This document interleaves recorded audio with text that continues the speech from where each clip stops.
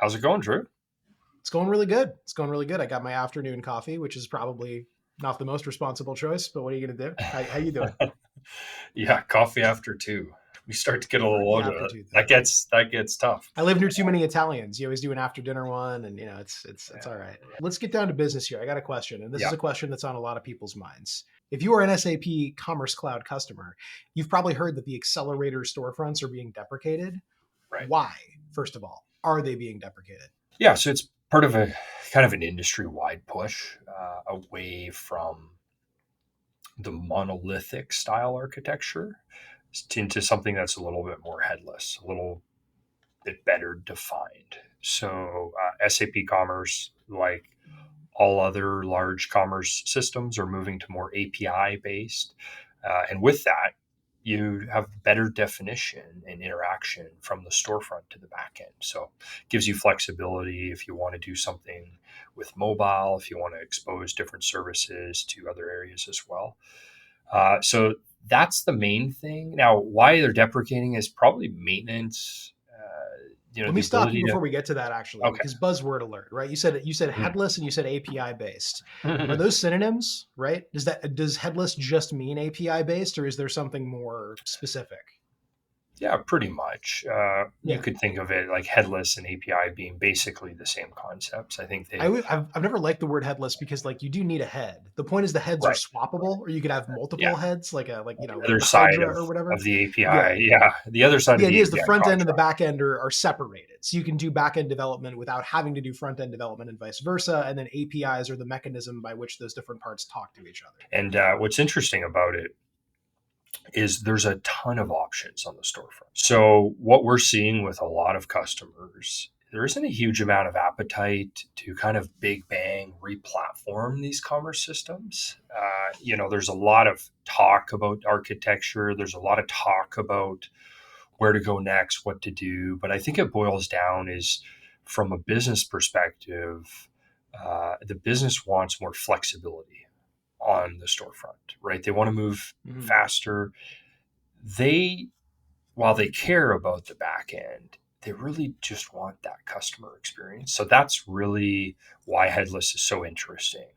Whether it doesn't really matter what traditional e-commerce or not system you're running, you can get a lot of flexibility on that front end. So all sorts of options, right? Different customers are doing different things.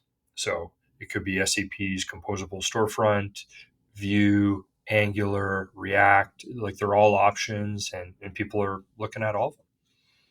So you can think of the deprecation of the old accelerators as something you've got to deal with. You've got to plan ahead, and now would be the time. But it's also an opportunity because now you get to use one of these more up to date pieces of technology, whether that's SAP's own composable storefront or its Vue, or or it's something completely new you've invented, right? Or some combination thereof. Right. Yeah. Well, you said a lot there, but I mean, there's a lift involved with this, right? For And sure. so the deprecation 2205, so we're looking at 2026, where it's going to become challenging to, and maybe you won't even be able to run this in Mm. SAP's own cloud. I'm not sure, but you need to start planning. There's no question. So yeah, it'll unlock some capabilities, but even replacing the front end tier could require some significant effort, right? It very 2026 much sounds like it's a depends. long time away until you start thinking about the steps involved in That's getting right. from where you are Yeah. to where you need to be. And then it doesn't sound very long at all. Yeah. And let's be honest, right? We're not working in startups where things are moving on a dime, Correct. at the speed of light, and we can just, replace a component in a couple weeks. It does take time because you got to maintain the existing experience, the existing feature set. There's a business to run. There's sales that need to happen. So, yeah, there's no doubt, lots of planning that needs to go into it, and I think it's a good thing for folks to start looking at this and really seriously considering the trade offs and the different possibilities for them. So you're a customer, you're talking Yeah, to your partner about these steps, right? What yeah. conversation do you need to be having right now? Like, what should you ask? What priorities do you need to put forth? Well, I think the best place is to start is, how coupled are we today, right? Like, how Mhm. easy is it for us to pull out and start working to expose APIs that our new storefront could use. How tight is our coupling? How easy is it to unroll some of that and kind of unlock those business services that you might have in some accelerator components? Probably want to start assessing what that looks like.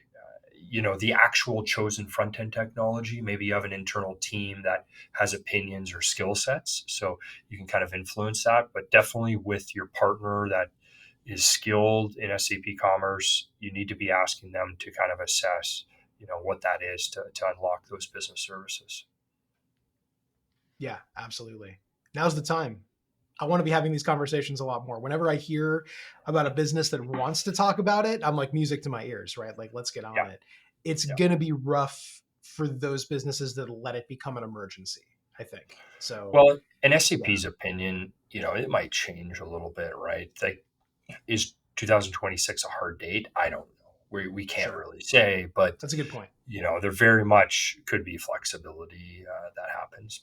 The, this You is make a business, good point. Yeah. right? No, it's not like Interests there's a need to be cliff over that. aligned. Yeah, yeah. Totally. Interest I needs to be. will. It's like you want to do it on your own terms. You want to be able to plan ahead. You don't want to be Yep, feeling that time pressure in addition to be feeling the complication of the process overall. So now's the time exactly. to avoid that situation. Yeah, and you know what? Let's be honest. I think some businesses on SAP Commerce Cloud have probably felt a pinch if they're running it on prem to make that leap Totally. into SAP's own cloud. That's a So good point. I'm sure this won't be news, but maybe folks that are a little bit newer to the ecosystem, it's something that, yeah, that could be new for them to understand.